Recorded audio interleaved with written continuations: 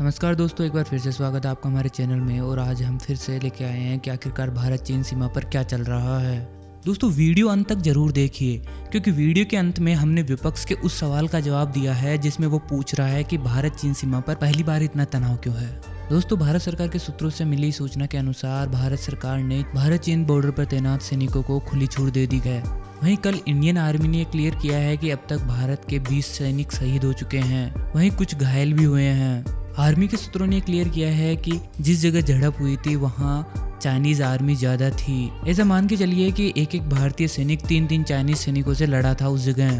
दोस्तों पूरी जानकारी विस्तार पूर्वक जानने से पहले आप सभी से रिक्वेस्ट है कि चैनल को जरूर सब्सक्राइब कीजिए और ये बेल आइकन दबाना ना भूले, ताकि नए आने वाले वीडियो का नोटिफिकेशन आपके पास सबसे पहले पहुंचे। तो चलिए दोस्तों शुरू करते हैं आज का वीडियो। दोस्तों भारत चीन सीमा पर पिछले 2-3 महीनों से तनाव चल रहा है और 15 तारीख की रात को भारत चीन सैनिकों में झड़प हो गई, जिसमें भारत के 20 सैनिक शहीद हो गए, वहीं कुछ घायल भी हुए हैं। सूत्र बताते हैं कि लद्दाख में एक टेंट हटाने को लेकर शुरू हुई थी भारत चीन के सैनिकों की हिंसक झड़प। भारतीय सेना का कहना है कि चीन के भी 43 से 45 सैनिक हताहत हुए हैं, यानी या तो घायल हुए हैं या मौत के घाट उतार दिए गए हैं भारतीय सैनिकों के द्वारा। सोमवार मंगलवार की रात को हुई इस हिंसक झड़प के जो नए विवरण सामने आए हैं उसके अनुसार एक छोटा भारतीय गश्ती दल 15,000 फीट की दूरी पर गालवान नदी घाटी में एक चीनी टेंट को हटाने के लिए गया था। चीन ने 6 जून को दोनों पक्षों के लेफ्टिनेंट जनरल रैंक के अधिकारियों के साथ बातचीत के बाद इस टेंट को हटाने की सहमति जताई थी।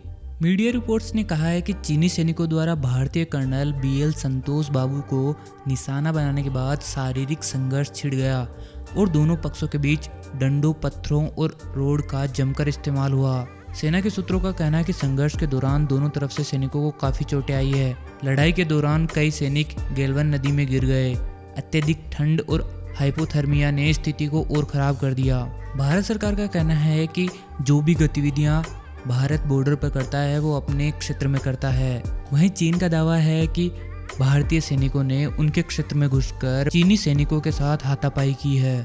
वहीं चीन के विदेश मंत्रालय के ताजा बयान में कहा गया है कि गेलवन घाटी उसका क्षेत्र है। दोस्तों आपको बता दें कि विवाद गेलवन घाटी का था ही नहीं, लेकिन अब चीन गेलवन घाटी पर भी अपना दावा ठोकने लगा है। दोस्तों आपको बता दें कि चीन का एक तरीका है रेंग कर चलने का। इसका मतलब यह है कि चीन अपने विरोधियों के बॉर्डर में रेंग कर आगे आगे घुसता रहता है, फिर उसके बाद में टेंट लगाकर, बंदूकें लगाकर वह उस जगह को हथिया लेता है, कब्जे में कर लेता है। और यही हाल फिलहाल में भारत के साथ वह कर रहा है।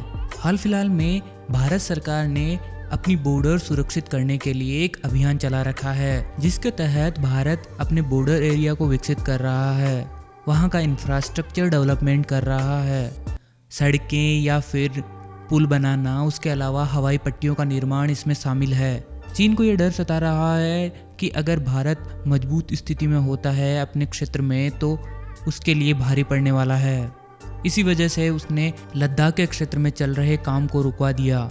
चीनी सैनिकों की घुसपैठ वहां पर लगातार होती रहती थी, इसी वजह से भारत सरकार ने उस जगह अपना ध्यान केंद्रित किया।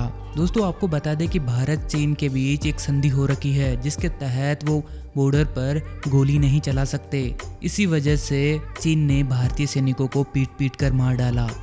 हालांकि चीन के सैनिकों की तादाद ज्यादा थी वहां पर, फिर भी एक भारतीय सैनिक ने 3 चाइनीज सैनिकों से लोहा लिया और चीन के 40 से 45 सैनिकों को या तो घायल कर दिया या फिर मार डाला। दोस्तों ये 45 साल में पहली बार है जब भारत चीन सीमा पर भारत के सैनिक शहीद हुए हैं। भारत की विपक्षी पार्टियां मोदी सरकार पर सवाल उठा रही है और कह रही है कि ये मोदी सरकार की नाकामी है, जिस वजह से भारत चीन सीमा पर इस तरीके से सैनिक शहीद हुए हैं। दोस्तों इसका जवाब हम आपको बता दें कि ये पहली बार है कि भारत बेहद ही एग्रेसिव तरीके से अपने बॉर्डर्स पर इंफ्रास्ट्रक्चर डेवलपमेंट कर रहा है। जिस तरीके से एग्रेसिवली नॉर्थ ईस्ट के अंदर इंफ्रास्ट्रक्चर डेवलपमेंट हो रहा है, उसके अलावा कश्मीर के अंदर जो बदलाव आए हैं उनकी वजह से भारत के दुश्मन सकते में है। चीन जैसा देश भी इस चीज से सकते में है, क्योंकि चीन अपना दबदबा दिखाकर कई छोटे देशों को कुचल चुका है और उनके कई जगह को हड़प चुका है।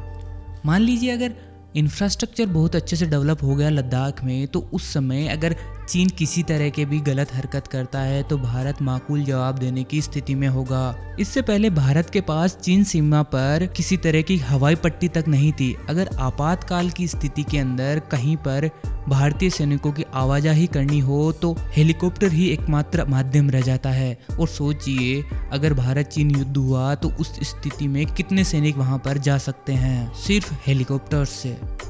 दोस्तों आपका क्या कहना है इस पूरे मामले में, कमेंट करके हमें ज़रूर बताइए। और हाँ दोस्तों, चैनल को ज़रूर सब्सक्राइब कर लीजिए और ये बेल आइकन दबाना ना भूलें ताकि नए वीडियो का नोटिफिकेशन आपके पास सबसे पहले पहुंचे। दोस्तों जल्दी मिलते हैं नए वीडियो के साथ, तब तक के लिए नमस्कार, जय हिंद।